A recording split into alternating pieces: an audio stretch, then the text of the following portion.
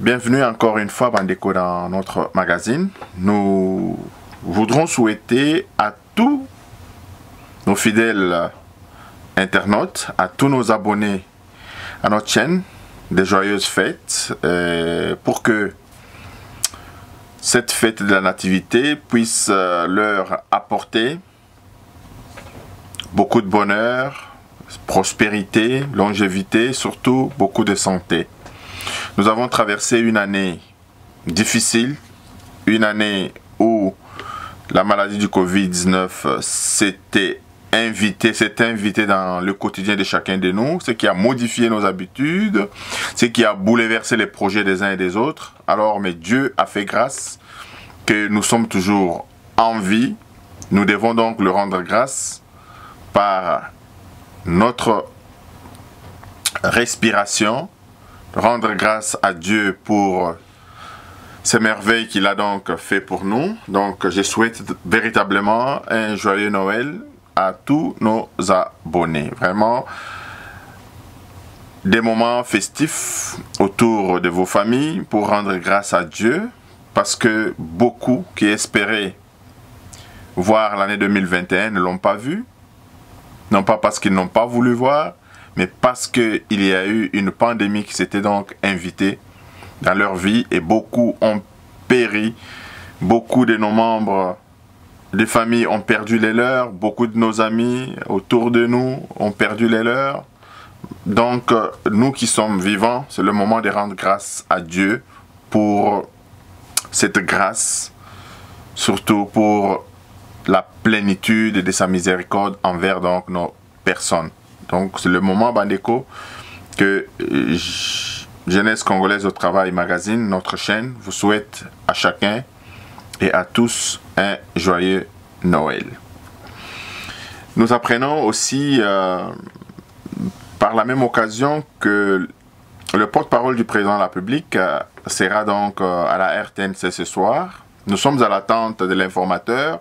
Est-ce que c'est pour lire les ordonnances de nomination d'un informateur? Nous croisons bien les doigts, mais l'information n'a pas véritablement filtré. Nos sources nous disent que le dossier est extrêmement confidentiel, mais ces dernières 48 heures, le président de la République a reçu beaucoup de personnalités et que la nomination d'un informateur ne tardera pas à être connue, si pas ce soir, donc demain.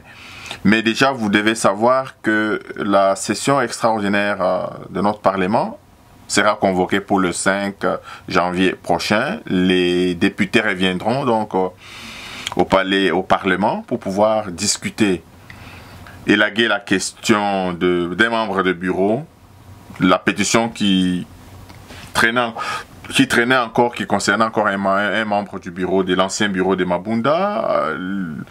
Cette séance extraordinaire traitera donc la question de l'élection du bureau définitif de l'Assemblée nationale.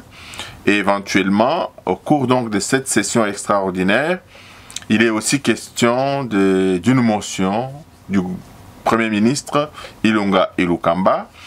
Mais des sources bien informées nous disons déjà qu'il semblerait que Ilukamba aurait déjà déposé sa démission auprès du président de la République. Des sources bien informées, mais nous ne pouvons pas véritablement confirmer cette information. Mais généralement, notre source a toujours la bonne information. Nous vous disons que les choses sont en train d'aller pour le mieux dans notre pays. Vous avez vu monsieur Yuma qui a été foutu dehors. Il est parti avec toute la honte, sans savoir se retirer. Malobaka, quand les choses vous quittent, ça vous quitte énormément. Le malheur ne vient jamais seul. Yuma a perdu toutes ses batailles, mais il ne veut pas tirer des leçons. Ce qui lui reste, c'est l'administration de la Gécamine. Il doit donc mettre son énergie à bien exploiter cette chance que le président de la République lui a encore accordée, à être un bon administrateur représentant l'État congolais auprès de la Gécamine. C'est ce qu'il lui reste à faire. Quant à son bilan à la FEC, c'est un bilan noir, de tristes mémoires, où nous n'avons pas vu émerger un quelconque opérateur économique comme nous les voyons au Nigeria, Dangote et autres. Non, nous avons connu de Bemba Saolona, des milliardaires congolais. Mais pendant ces 20 années, les autres milliardaires venus d'ailleurs se sont improvisés dans notre cher et beau pays. Et les Congolais sont restés à faire des travaux de sous-traitance auprès des autres qui sont venus. Donc tout ça entretenu par ce genre de Yuma qui vraiment, au lieu de vivre dignement avec tout ce qu'il s'est amassé comme bien, de vivre dignement et de laisser la population congolaise s'épanouir aussi, non, ils veulent toujours s'accaparer pour maintenir ce pays. Les choses avancent donc. Il y a encore un autre sujet, c'est les adhésions à l'Union sacrée. Ça continue, pas plus tard que ce matin, nous avons appris à travers... il y a encore une autre adhésion qui s'est effectuée. Bandeko, donnez-moi un temps. Ezali Nani Oyo. Papesinga Kombo, j'ai oublié. Un certain Rubota. Je vais retrouver son nom entier.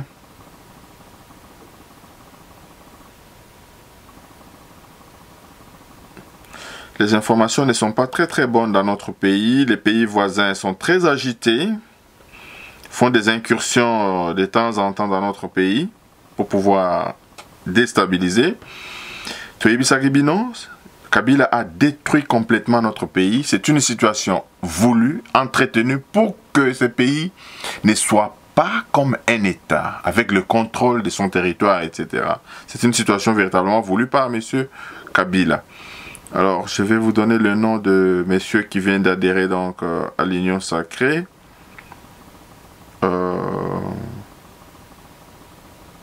N'oubliez pas. Oh là là, j'ai oublié. Mais c'est un certain Rubota qui était un membre influent du FCC. Il a rejoint donc le camp de l'Union sacrée.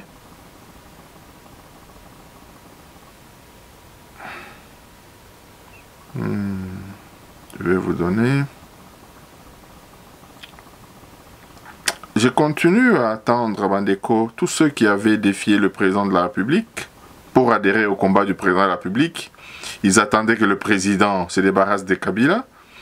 Bien que celui-ci l'ayant fait, ils sont en train de trouver d'autres prétextes. Ils allaient que ce n'était pas véritablement ça.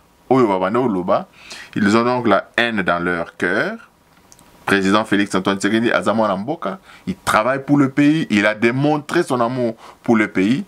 Tout ce qui lui manque aujourd'hui, c'est un soutien total de notre peuple. Bien évidemment, il y a une très grande frange de notre population qui soutient déjà le président de la République, mais la totalité, l'adhésion totale de toute la population ne ferait pas non plus du mal au président donc, de la République, que nous pouvons proclamer comme l'homme politique de l'année, pour l'année 2020, grâce à ses prouesses politiques qu'il a donc opérées dans notre pays, nous débarrasser des gens de triste mémoire. Mutu Oyo Koti Chikana, je ne retrouve pas son nom. Dans notre prochaine émission, Bandeko, je pourrais vous donner le nom de... J'ai vérifié mes tweets. Ezoko a tellement ébellé que tweet wana na otaki kozwango, mais je ne retrouve pas. Je suis en train de chercher.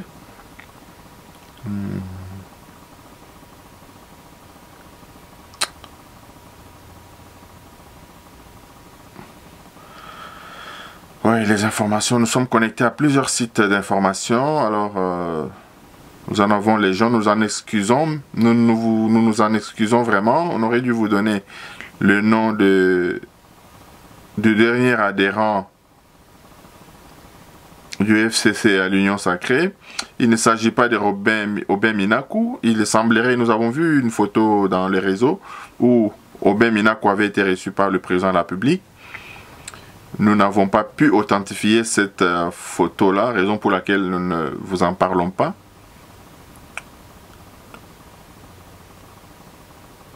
Oh, malheureusement, je trouve pas.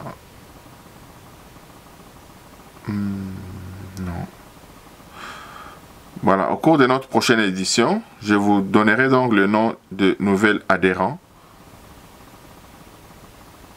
à l'Union sacrée pour la nation. Alors, merci Bandeko de m'avoir suivi. Tokutani dans Palasima, Lisu Likolo à Lisu. Nous sommes véritablement infiltrés dans notre pays.